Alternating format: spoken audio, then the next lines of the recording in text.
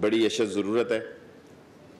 Golra railway station کو ہم Golra railway station museum کو فوڈ سٹریٹس اور پکنک سپاٹ کے طور پر پرائیویٹ پارٹی سے ہم ان کو آفر کر رہے ہیں کہ وہ آئیں اور اس میں انویسٹ کریں اور فوڈ مارکیٹ بنائیں اور جو بھی ایک پکنک سپاٹ کے طور پر ہم ان کو 2 سے 3 سال کے لیے دینے کے لیے تیار ہیں۔ آپ سے پچھلی دفعہ کہا تھا کہ تمام ڈویژنل ہیڈ کوارٹروں میں واٹر جو ہے وہ فلٹریشن پلانٹس 15 تاریخ کو یہ ٹینڈر کھولے جا رہے ہیں۔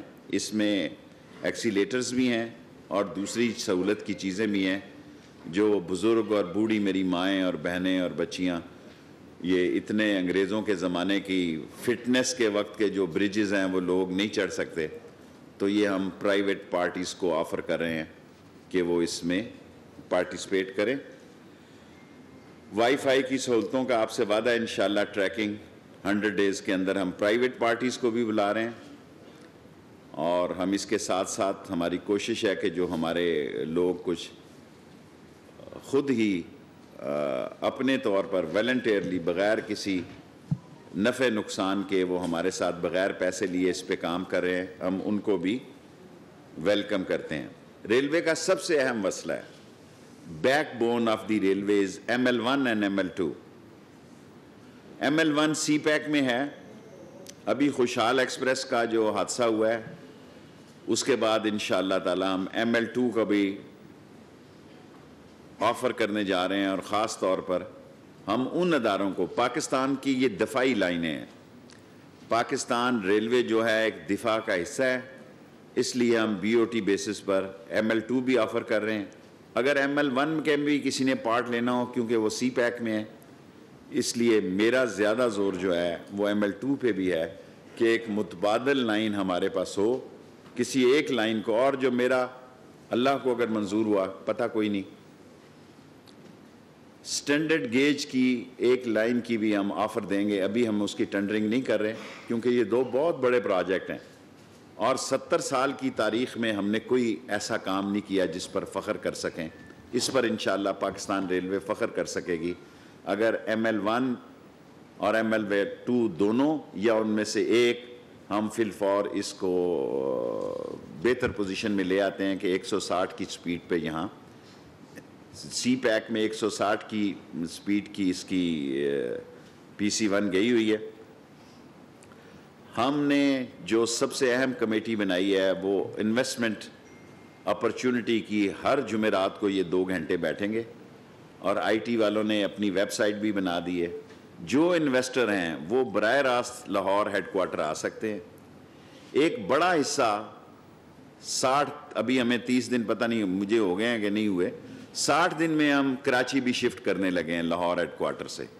جو ڈیووٹڈ لوگ ہیں، جو ریلوے کو صحیح معنی میں اپنے شاہ رگ ہے کراچی ریلوے کی اکانومی کا، اگر ریلوے کی چھوڑ کر گیا تھا 10-12 سال پہلے تو 10 ہی ٹرینیں تھی فریٹ، آج بھی میں 10-12 سال بعد آیا ہوں تو 10 ہی ٹرینیں ہیں۔ اس کو میں نے آپ سے وعدہ کیا ہے 100 دنوں کے اندر 15 پہ لینے جائیں گے۔ ہمارے پاس بہت بیسٹ ہمارے کانٹریکٹس ہوئے ہیں، اور وہ انشاءاللہ 15 دنوں بعد جب وہ میچور ہو جائیں گے، میچور ہو چکے ہیں، ہم چاہتے ہیں ہر دفعہ آپ کو ذرا تسلی کے ساتھ خبر دیں۔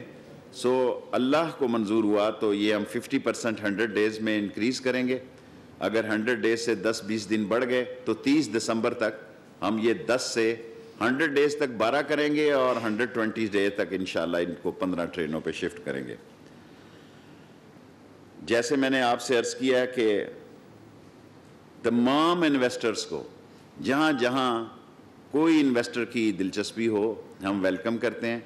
پارسل گڈز پہ ہمیں بڑی کامیابیاں ہوئی ہیں، وہ نیکسٹ میٹنگ میں آپ کو جب ہم ایک ٹینڈر بھی کھل چکے ہوں گے اس کے، اور پارسل ٹرین پہ ہماری انکم کو 30-40 دنوں میں بہتری آئی ہے، کافی بہتری آئی ہے، اس کو اور بہتری لے کے آئیں گے۔ اور جو خوشحال کا ایکسپریس کا ایکسیڈنٹ ہوا ہے اس کو 30 ستمبر تک میں نے ان کو کہا ہے کہ یہ رپورٹ پیش کریں۔ Thank you very much. کوئی چیز رہے تو نہیں کی؟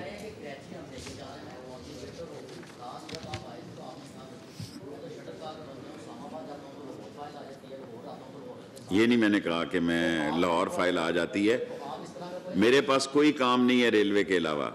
میں دیانتداری سے دیکھیں 3 آفیسرز کا میں نے کہا تھا، وہ میں آج میٹنگ میں پوچھنا نہیں یاد رہا. میں ایک بڑا سیمی یا ہاف ہیڈ کوارٹر ریلوے کا کراچی رکھنا چاہتا ہوں. Karachi is a hub of the railway, Karachi شاہراہ ہے ریلوے کا. اور ان کو میں نے یہ اجازت دی ہے کہ یہ لاہور سے واپسی پہ جو ٹرینیں جائیں یہ گوڈز کی ہاف قیمت پر بھی لے کے چلے جائیں. میں نے آج ان کو اجازت دے دی ہے. میں خالی ٹرین سے، اور میں انڈر کیپیسٹی ٹرینوں کو بھی اسٹڈی کر رہا ہوں. میں